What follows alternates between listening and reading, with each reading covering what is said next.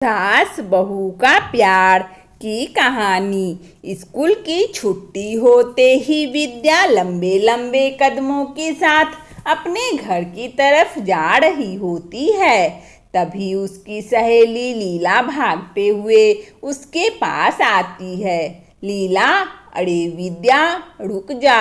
हर रोज छुट्टी होते ही इतने लंबे लंबे कदमों के साथ क्यों भागती रहती है? अरे घर ही तो जाना है, घर कहीं उड़कर भाग थोड़ी न जाएगा। विद्या, लीला, तू नहीं समझेगी। मुझे जल्दी से घर जाकर सास बहू का सीरियल देखना है। लीला, तुझे सास बहू की लड़ाई झगड़ा देखना बहुत पसंद है ना? बंद कर ये सब देखना। विद्या, मैं सास बहू के लड़ाई झगड़े नहीं बल्कि सास बहू का प्यार देखती हूँ। लीला, सास बहू का प्यार? सही है, सही है। जा देख जाकर सास बहू का प्यार, क्योंकि ऐसा सिर्फ टीवी सीरियल में ही पॉसिबल है। असल जिंदगी में तो सास बहू के बीच प्यार कभी हो ही नहीं सकता। विद्या, ये तू गलत कह रही है लीला। हर सास और हर बहू का रिश्ता लड़ाई झगड़े का नहीं होता। अब तो मेरी दीदी को ही देख ले। मेरी दीदी और उनकी सास के बीच बहुत प्यार है। लीला, ऐसा हो ही नहीं सकता। मैं शर्त लगा सकती हूँ। विद्या, ठीक है। 1 महीने बाद गर्मियों की छुट्टी होने वाली है। तू मेरे साथ मेरी दीदी के घर चल। वहीं चल जहाँ तू खुद देख लेना। अगर मेरी बात सच निकली तो तू मुझे 100 रुपये देगी। अगर मेरी बात सच निकली तो मैं दूंगी। मंजूर? लीला, हाँ मंजूर, क्योंकि मुझे पता है कि मैं ही जीतने वाली हूँ। सास बहू के बीच कभी प्यार हो ही नहीं सकता। इम्पॉसिबल है ये। गर्मियों की छुट्टियां होते ही विद्या लीला को लेकर अपनी बड़ी बहन के ससुराल चली जाती है। विद्या की बहन बैजंती दरवाजा खोलती है और अपनी बहन को देखते ही उसे गले से लगा लेती है। बैजंती, मेरी छोटी सी प्यारी गुड़िया रानी, मैं तेरा इंतजार कर रही थी। लीला, दीदी मैं भी आई हूँ, थोड़ा ध्यान मुझ पर भी दे दीजिए। बैजंती, अरे लीला, तू तो कितनी बड़ी हो गई। इतने में बैजंती की सास सुमित्रा पीछे से आवाज लगाती है। सुमित्रा, कौन आया है बिटिया रानी? बैजंती, माँ विद्या आई है और उसके साथ उसकी बचपन की सहेली लीला भी। बैजंती, चलो चलो अंदर चलो, माँ से मिलो। बैजंती अपनी बहन विद्या और उसकी सहेली लीला को लेकर घर के अंदर चली जाती है। सुमित्रा, अरे लीला बिटिया, मैंने तुम्हें बैजंती की शादी में देखा था। तुमने ही बैजंती के ससुर जी का कुर्ता जला दिया था ना? लीला, अरे आंटी छोड़ो ना, तब तो मैं बहुत ही छोटी थी। सुमित्रा, ठीक है बच्चों, तुम लोग आपस में बात करो। मैं तुम सबके लिए बढ़िया चाय नाश्ता लेकर आती हूँ। बैजंती, माँ आप मेरे होते हुए चाय बनाएंगी? ये कैसे हो सकता है? आप मुझे पाप में धकेल रही है। आप बैठिए, मैं चाय नाश्ता लेकर आती हूँ। सुमित्रा, अरे बेटा, तुम्हारी बहनें आई हुई है, तुम लोग गपशप करो, पुरानी यादें ताजा करो। वैसे भी जब से तू आई है तब से मैं किचन में नहीं गई हूँ। कम से कम आज तो मुझे चाय बना लेने दो। बैजंती, नहीं माँ, चाय बनाने में कितना टाइम लगेगा? बस मैं यूं गई और यूं आई, उसके बाद हम लोग ढेर सारी बातें करेंगे। बैजंती के साथ सुमित्रा जबरदस्ती करती रहती है, लेकिन वो अपनी सास को चाय बनाने के लिए नहीं जाने देती और भागकर चाय बनाने लगती है। विद्या, देखा लीला, मैंने कहा था ना, मेरी दीदी की सासू माँ बहुत ही अच्छी है और उन दोनों के बीच बहुत प्यार है। लीला कुछ नहीं बोलती, फिर मुंह बनाकर रह जाती है। थोड़ी देर बाद बैजयंती चाय बनाकर ले आती है और सभी लोग खुशी खुशी चाय पीते हैं। लीला, सुमित्रा आंटी, अंकल कहीं नहीं दिखाई दे रहा। सुमित्रा, बेटा, तेरे अंकल किसी काम से बाहर गए हुए हैं। वैसे मेरी बेटी के हाथ की चाय कैसी लगी तुम्हें? लीला, आपकी बेटी के हाथ की चाय, पर आपकी बेटी कहाँ है? सुमित्रा, अरे मैं बैजंती बिटिया की बात कर रही हूँ। लीला, बैजंती दीदी तो आपकी बहू है ना? सुमित्रा, बहू और बेटी में कोई फर्क नहीं होता बेटा। रात को बैजंती का पति विशाल काम से घर लौटता है। विशाल, लो माँ, आज मुझे सैलरी मिली है, पैसे संभाल कर रख लो। सुमित्रा, अरे बेटा, अब इस घर की जिम्मेदारी मुझ पर मत सौंप। हमारी बैजंती बिटिया ही इस घर की मुखिया है। ये पैसे उसे ही दे दे, वो संभाल लेगी। विशाल, अरे माँ, आप ही इस घर की मुखिया हो और हमेशा रहोगी। बैजंती, हाँ माँ, अभी मैं छोटी हूँ, ये जिम्मेदारी ना आप ही संभालो। सब लोग एक साथ बैठकर खाना खाते हैं। खाना खाने के बाद लीला चुपके से बैजंती की सास के पास जाती है और उसे भड़काने की कोशिश करती है। लीला, आंटी, आपको नहीं लगता कि बैजंती दीदी अच्छा बनने का कुछ ज़्यादा ही नाटक करती है? मैंने अपने कानों से बैजंती दीदी को ये कहते हुए सुना है कि आप उनकी गुलाम हो। आपको सिर्फ पैसे थमा दिए और भाभी के लिए भैया बहुत सारे गिफ्ट लेकर आए हैं। इतना सुनते ही सुमित्रा जोर जोर से हंसने लगती है। सुमित्रा, लीला बेटा, मुझे पता है कि वो मुझे गुलाम बनाकर रखती है। भला कौन सी माँ नहीं चाहेगी कि वो अपनी बेटी की गुलाम रहे।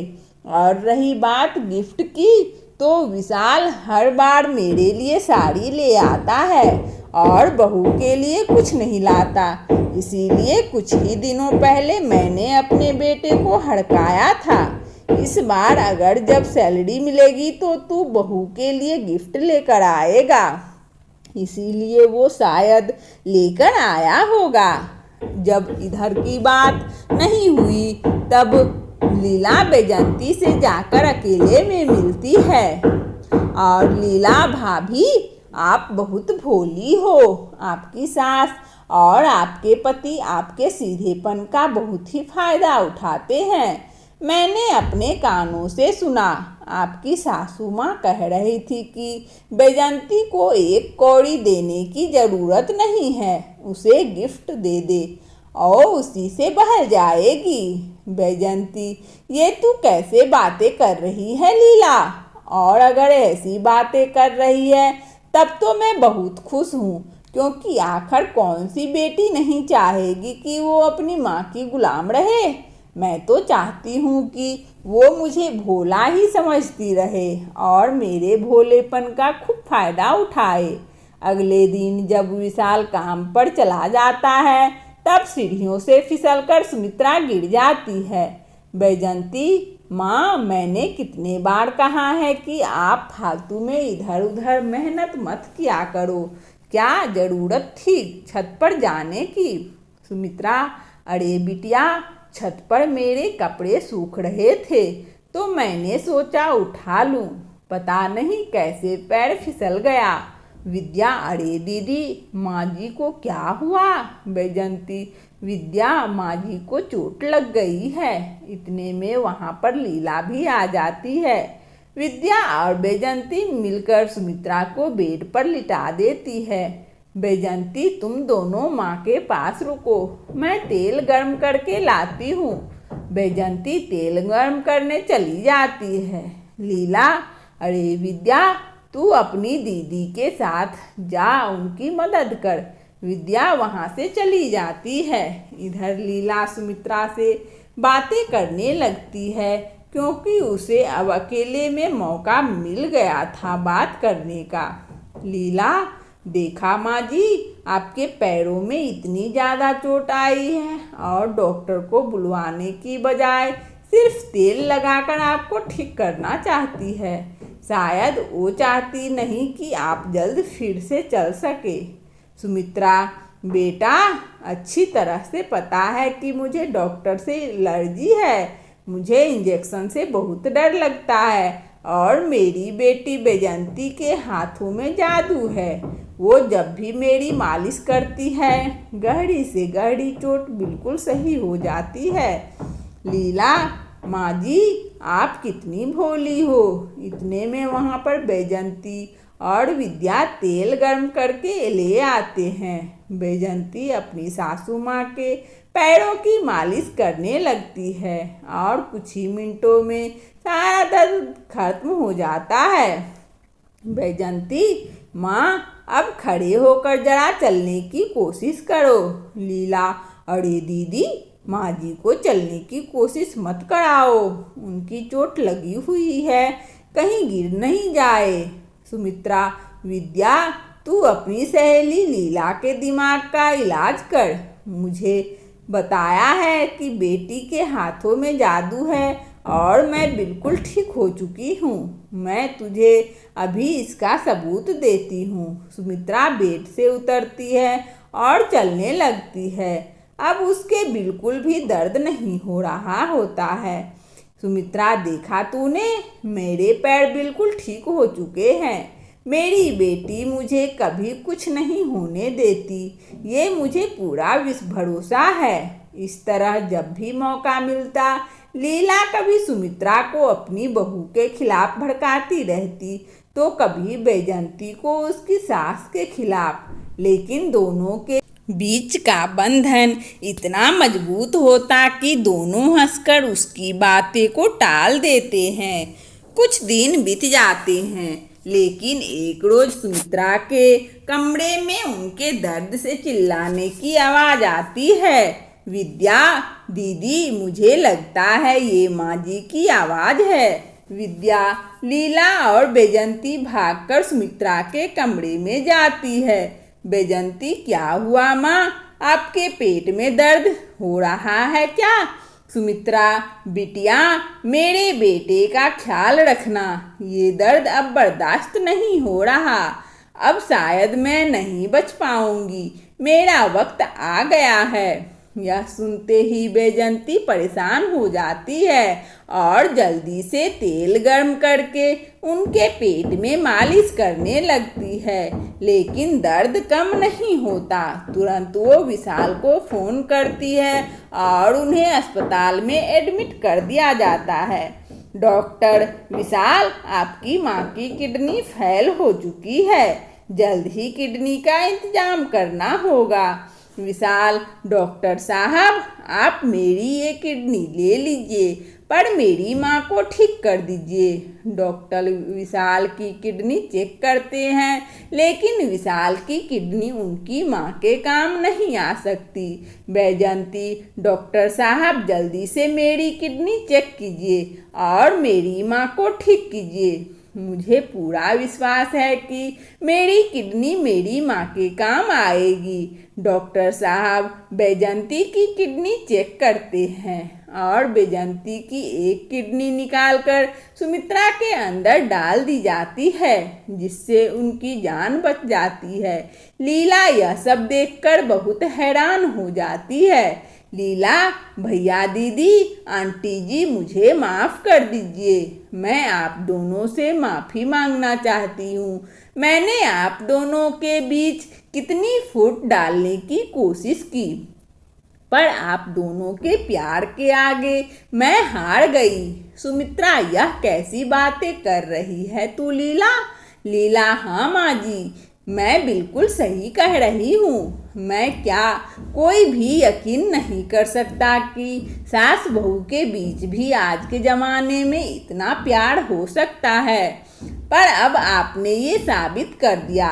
लीला, ये ले विद्या, तेरे 100 रुपये तू जीत गई। इस तरह सास बहू के बीच में प्यार और अटूट हो जाता है और सब लोग खुशी खुशी जिंदगी बिताते हैं। वंदना स्टोरी चैनल में इस कहानी को सुनने के लिए आप सभी श्रोताओं और बंधुओं को बहुत बहुत धन्यवाद। यदि हमारा कहानी अच्छा लगा हो तो कृपया लाइक और सब्सक्राइब अवश्य करें ताकि नोटिफिकेशन सबसे पहले आपको मिले। धन्यवाद।